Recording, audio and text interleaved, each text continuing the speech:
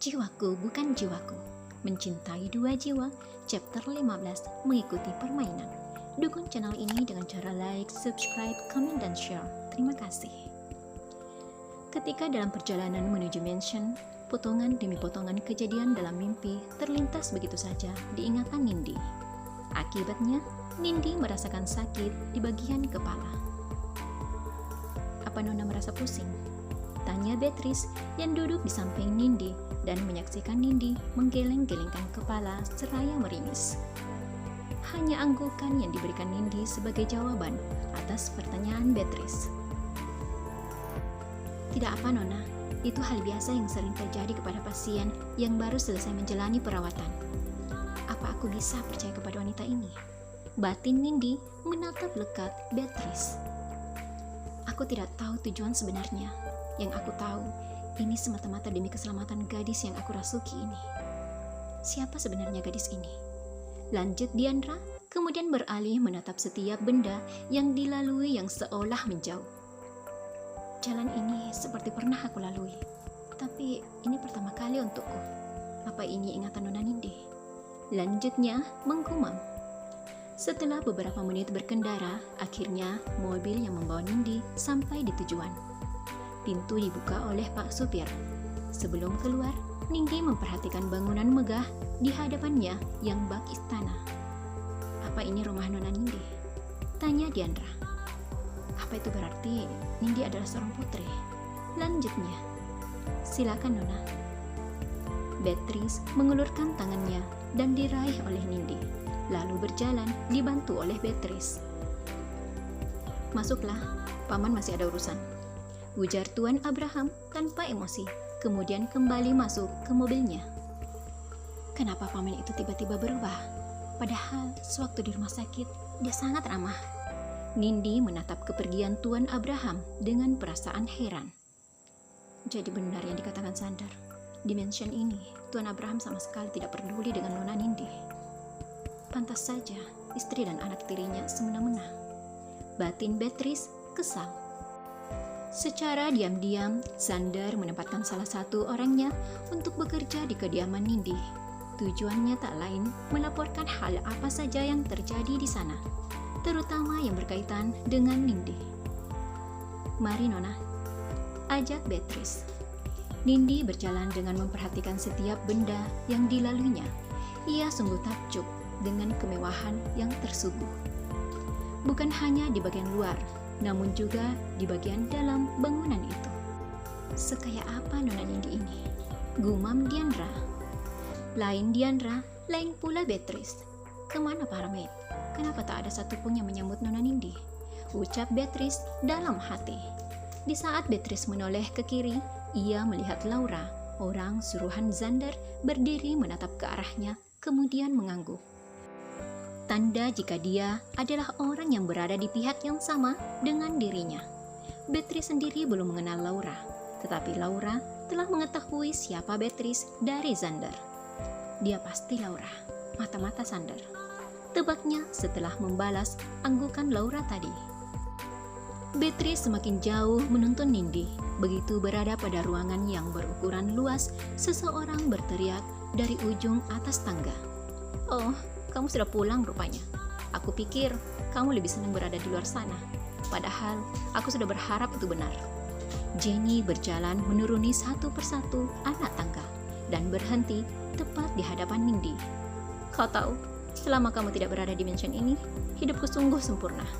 Tak ada parasit seperti kamu yang bikin orang kesal setiap hari, ucap Jenny sambil bersedekap. Siapa dia? Sepertinya dia sangat tidak menyukai Nona Nindi. Dia bahkan mengatai Nona Nindi parasit. Gumam Diandra menatap lekat Jenny. Aku ingat, dia yang di rumah sakit waktu itu. Dan dia juga sering ada dalam mimpiku. Aku mulai mengerti. Bisa jadi mimpi yang aku lihat beberapa hari ini adalah kenyataan yang dialami oleh Nona Nindi. Kalau itu memang benar, sungguh malang nasib Nona Nindi. Seharusnya Nona Nindi yang berkuasa di mansion ini. Tapi mereka memanfaatkan kebaikan dan ketidakberdayaannya. Nona Nindi tenang saja. Akan aku buat mereka tunduk kepada Nona, ucap Diandra yang mendiami raga Nindi saat ini. Kenapa diam saja? Jenny mendorong tubuh Nindi. Beruntung ada Beatrice yang menahannya agar tidak terjatuh. Maaf Nona, Nona Nindi baru saja keluar dari rumah sakit. Tubuhnya masih lemah, dan lagi Nona tidak pantas bertindak kasar. Tegur Beatrice. Siapa kamu? Berani-beraninya mengguruiku. Kamu cuma pelayan kan di sini? Jadi berhenti ikut campur. Setelah mengatai Beatrice, Jenny beralih menatap Nindi yang sejak tadi menyerutnya tajam. Apa-apaan kamu? Sudah berani kamu menatapku seperti itu? Apa karena sudah lama kamu tidak berada di mansion ini, sehingga kamu lupa dengan hukuman yang akan kamu terima jika melawan sedikit saja?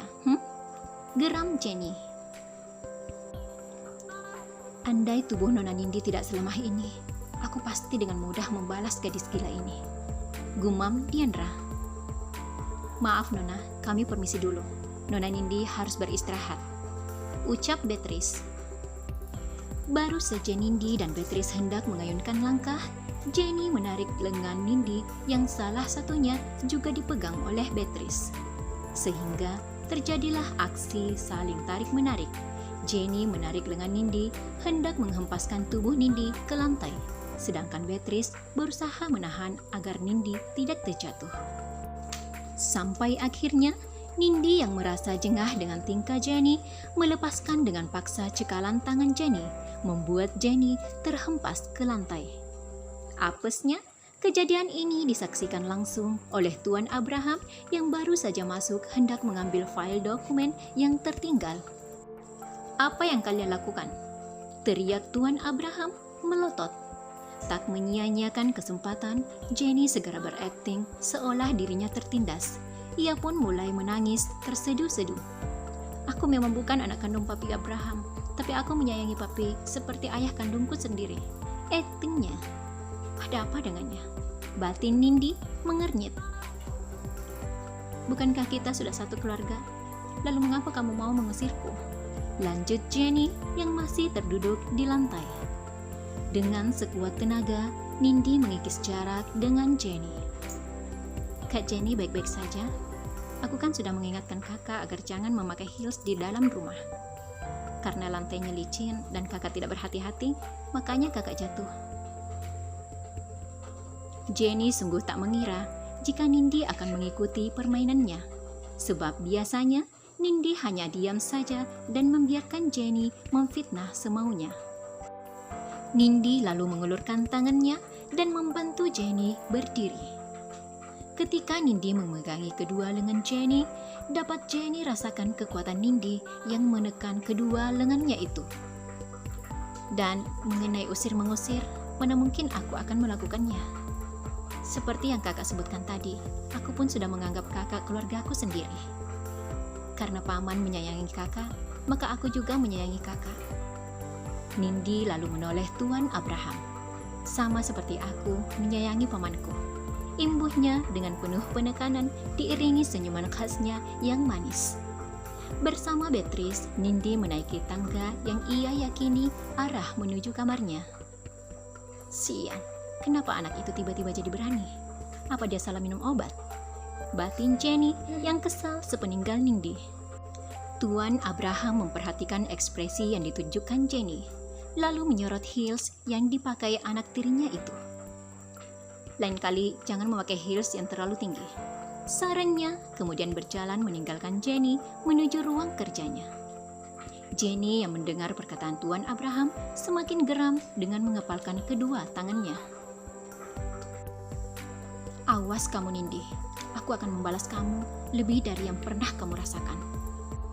Terus dukung channel ini dengan cara like, subscribe, komen, dan share. Terima kasih.